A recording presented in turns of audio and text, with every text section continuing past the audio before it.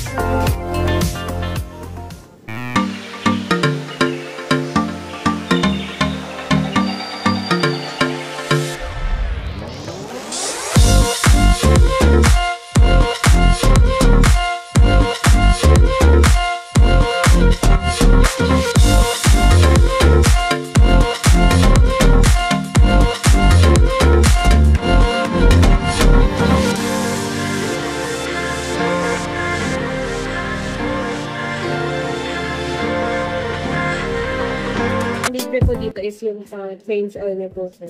Kada magpapa-change oil po kayo dito, sir, kailangan po dala nyo po. Okay. So, free yung lahat ng labor lang po. Labor lang. Pero yung bali oil na lang po yung babayaran. Okay. Pero pwede naman hindi. Ano to?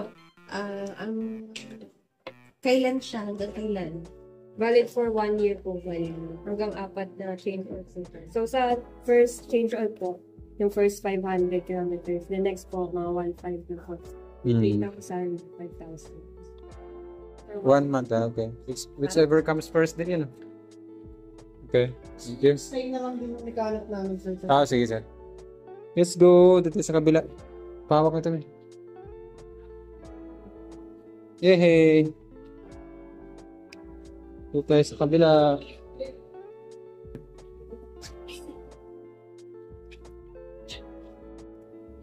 So, ito na siya.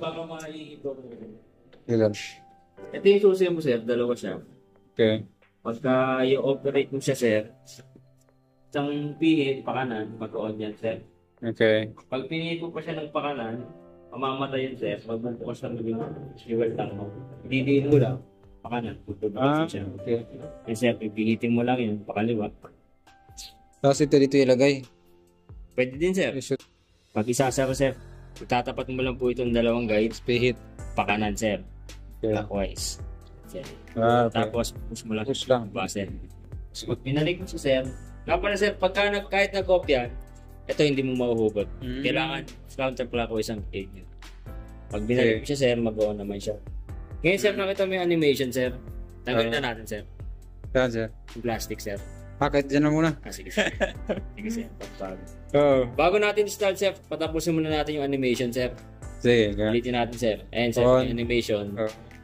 Pag i-start natin, sir, biga tayo sa preno. Okay. Tapos, pindot ang start. Yeah. Wow. So pagkatapos ng animations po, hindi siyang i-start. Parang yun na yung... Pagkatapos ng animation. Okay. Ano na, ito yung traction control, no? Yes, sir. ABS. Bakit? Anyway, Yung sige. pindutan niya, sir, nandito, natatakpan lang ng plastic. Okay. Sige. Tapos, dito, sir, sa, ano mo, ina, working naman siya, sir. Safe signal light, sir, sa panel gumagana. Okay. Sa harap gumagana dito. Ayan siya. Sir, Okay. ito po nagana dito. Nalagay, sir. Sa panel, sir, nagana. Okay. Pati sa harap nagana po. Malagitik talaga siya, no? Yan talaga yung design niya. Ganyan talaga yung design ng relay niya, sir. Kinaayos siya sa mga sakyan. Oo. Baka alam natin Tama, na naka-on pa. naka-on pa. Sige, sir. Brake light, sir, sa kaliwa, magana. Sa kanan, sir, magana. Okay. Kasi, Tapos yung Yeah. low beam natin, sir, oh, once na umandar yung makina, automatic na po siya nakabukas yung low beam. yung low, okay. Sir, high beam, Yan yung dapat, high sir, niya. gumagana. Yeah. Pati po doon. Tapos, may passing light tayo, sir. Na, Ayos. Saan yung ito, pangkindat? sir. Ah, ang galing. Sige. Kukulpitin mo lang yun. Parang thank you or... Yes, sir. Ganun. Nice. Pagka naman naka-on siya, naka-on yung high beam, hindi siya gagana. Tama kasi naka-high na Naka-on siya. lang. Tama. Sige. Tapos dito, sir, meron tayong adjust tsaka set dito na button. Hindi lang masyado makita. Kasi may plastic. Plastic pa. Siguro kung iangat ito, yung ganyan.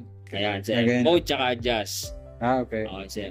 Tapos, yung kami, sir, baka makakita po. Pag pinindit mo yung adjust, makikita mo kilometer per hour. Pag gusto mo ng miles, ipindutin mo yung adjust sa kanan, magiging mile. Okay. Ayun Tapos ang mode niya. Sa kaliwa, sir, sa adjust, trip meter yan. Yung trip 1, tsaka yung trip B. Dalawa yung trip meter niya, sir. Yung isa, may nakalagay na trip. Yung pangalawa, walang nakalagay na trip. Pangatlong pindot, sir, voltmeter, makikita po natin. Galing. Sa pang Para pindot, kung sir, lobat or ano. apo, babalik tayo sa total odometer. Okay. So, zero pa siya ngayon, no? Hindi pa siya nakakatakbo. Tapos pagka nakapaba ang side stand, sir, mamatay ang engine. Meron siyang, Switch niya, sir. may kill switch siya. Yes, sir. Hindi niya tatakbo, of course, nakapatay. Dito, sir. So, hindi rin siya mag-start din, no? So, kailangan talagang i-close yun. Sir. Okay. Ang stand, oh. For safety. Galing. First station niya, sir, 1,000 kilometers or 1 month, whichever campers po. Kailangan bumalik dito. Yes, sir. Mas maganda dito para maano niyo yung viewpoint, magawa kayo na record. Sa kanya magka-problema yung unit, sana wag naman. Oo. Ang sakop po ng warranty, sir, engine nila yung sir. Engine saka electrical. Yes, sir. 1 year po ang warranty. 1 year. Okay. Question, sir, baka may question. Yung regarding sa break-in, sir. Sa braking, sir. Okay lang sa lagyan ng bigat? Anong need Sa yan? braking naman, sir, sa natin, top speed natin mas maganda. 40 to 50 kilometers per hour lang muna ang takbo natin. 40. Hanggang sa makaano tayo, 1,000 kilometers. Pag naka 1,000 na, pwede na mag... I-change po na yun, sir. Nag-change na yun, doon, pwede na natin inalo. Hindi naman to keyless, di ba? So yun talaga yung ano, hindi Hindi, pwedeng... sir, hindi po. Meron nga po pala tong shutter. Para saan to, sir? Yung ganyan. Ito yun, sir, yung purpose na, yung shutter. Pag pindit mo tong shot, magsasara yan. Okay. Itatapat mo lang yan, sir, may kuntil yan. Ipihit mo lang pa kanan, clockwise. Okay, parang open. Yan, sir. Tapos, yan, sir. Okay. Sabagay, pag sa umpisa lang ito, medyo may hirapan. Pag masanay na. Pagka nagamay mo na po. Oo, kaya. Ito yung duplicate niya. Sa gas, dito ipihit eh. Yan, tapos... Didi mo. Yun. Ganyan, sir. Kaya na, tapos balik. Sa upuan po pala, sir. Para sa upuan. Ganito po. Pagka, halimbawa, Upuan sa upuan ko. didiin mo lang siya pakaliwa, sir. Pabaliktad naman. Yes, sir. Nakalak to ngayon, sir. Oo, Subukan mo, sir. Sige. Push mo lang. Oo. Okay. Ganun lang pala. Hindi na pala i-push, ganun lang. Hindi na, sir. Ipihit mo lang parang sa gas po. Tapos open na siya. Yung oras manual niya, sir, tsaka tools. Yung millimeter na open range, tsaka... Ito yung manual niya. Ang laki, no? Kasi talaga ito yung helmet. Kasyang-kasya, Full sir. face na helmet. Galing. Tapos yung battery niya, sir, saan nakalagay? Battery niya, sir, nasa una po. Ito lang, sir. Yung battery. Part na to. Okay. Kasama din po pala ito po yun. Okay, basta ito lang na part. Kita na yung battery. Hindi naman ito kasama. Hindi na, sir. Okay. Sa yung holder ng phone, no? Kailangan mag-add na lang. Dito lang sir, tatanggalin naman po ito. Tapos lagyan ng phone, oh. Lagay ng cellphone. May ito. Paano ito buksan, sir? Push mo lang siya sir. Ah, yan. Push mo lang po siya. Dito na yung... pahaba. Paano lang pala? Hindi siya pailalim? Ganyan lang siya sir, papasok lang po siya. Okay. Hindi siya magkasya? Ganyan. Sir. Pangatlo natin para mga basa-basahan. Mm. Yung sa charger niya, sir. Ito po. Ito yung sa charger. Ito po wala siyang cover talaga. Ayun. Dito po pwede siyang pang iPhone. Tapos pwedeng pang ano lang. Okay. USB type. Type A at saka Type C. Okay. Ito. Ay, Bulsa din siya sir. bulsa din na walang cover. Okay. Lagayan din ng mga abubot. Nilalak ko pala yung manipela. Baby, baka tama ka. Okay, sir. Maybe. Isagad ko lang sa kaliwa sir. Tapos. Kasi pupush mo sa baby, pa kaliwa.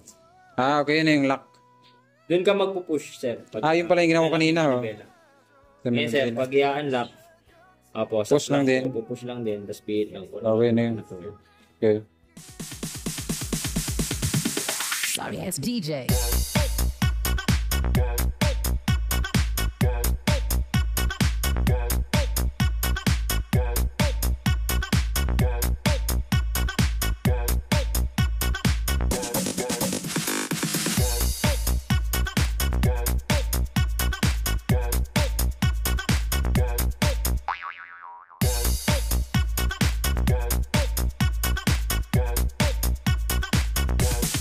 You can get some.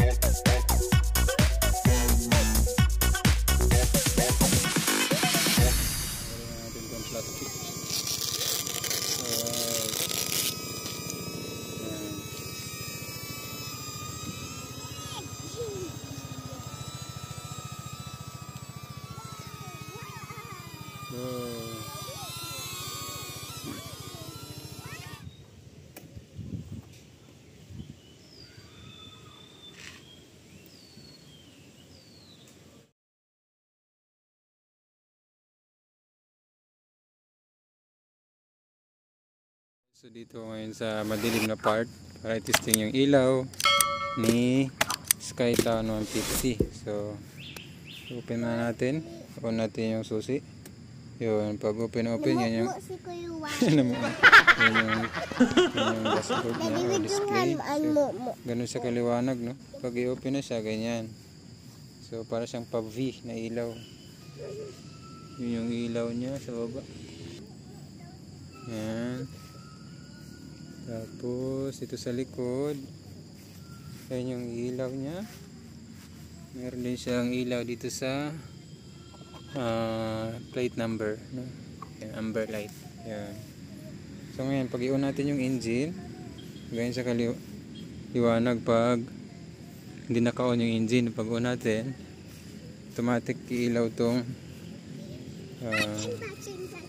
ganyan siya kaliwanag. On natin yung susian. I mean yung engine. Sorry na mali.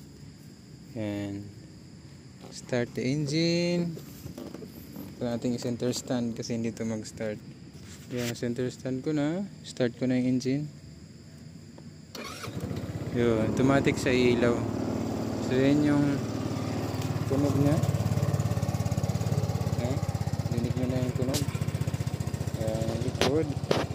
Sa unahan, ganyan na siya. Wow. Yan yung low, automatic naka-on na yung low light pag start ng engine. Hindi yan ma-off talaga, off lang yan. Ma-off lang yan pag i-off yung engine. Yan na siya. Ito yung sa harap. Yan na. Yan. Ngayon i-high natin. Tingnan natin kung ano sa kaliwanag. Yan. Ito yung high niya. Kung natin yung high. Yun, may ilaw na dito yung high indicator. Tapos yan na siya. Pag off yung high, off. Yun, talagang kitang kita yung malayo pag naka-high, oh. Yun. Meron din naman tong kindat, yung flashing light. Yun, flash. Yun, abot hanggang doon. Nasa ano yan? 30 meters ba yan? 50 meters. Yun. Alright. So, ganun sa kaliwanag. Tayo natin. Yan. Alright. Yan siya. Liwanag yan. Stig. Ngayon. Meron tayong flashlight. Ito yung tunog ng tambutso, no? Ayan. Yung napakatahimik lang. Ayan. Ayan siya. Ayan, signal light natin. Signal light. Ayan. Signal light na sa likod. Signal light sa harap. Ayan. Ganyan sa kabila. Dapat natin yung signal light sa kabila.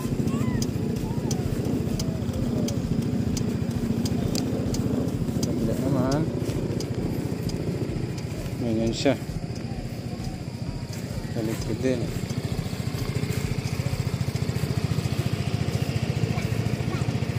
Ayan. Regarding naman sa tunog ng pag-start, tingnan natin. So yan, naka-on siya, no? I-off natin yung engine. Malagitik talaga siya kasi para malaman mo na naka-on pa siya, kailangan mo i-off. Yun yung cute niya pag naka-signal. Off natin yung signal. Ayan, i-off natin yung engine. Yun, off na siya. Ngayon, i-start natin. Pakinggan natin kung tahimik ba siya or maingay yung start niya, no? Skytown 150. Yan. Start natin. 150. On natin i-on. Tapos i-start. Hello. Sidada lang ko, sidada. Yun yung tunog niya. Yun siya.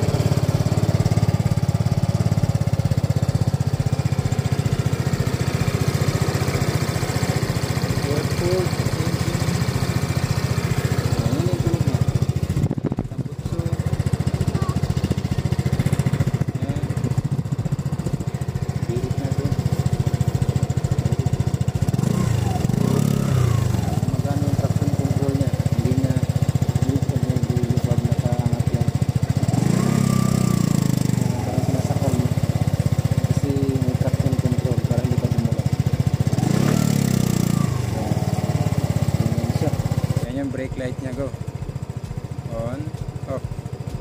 Ngayon dito naman sa kabila, go brake, yun, brake off, brake, yun, maliwanag siya.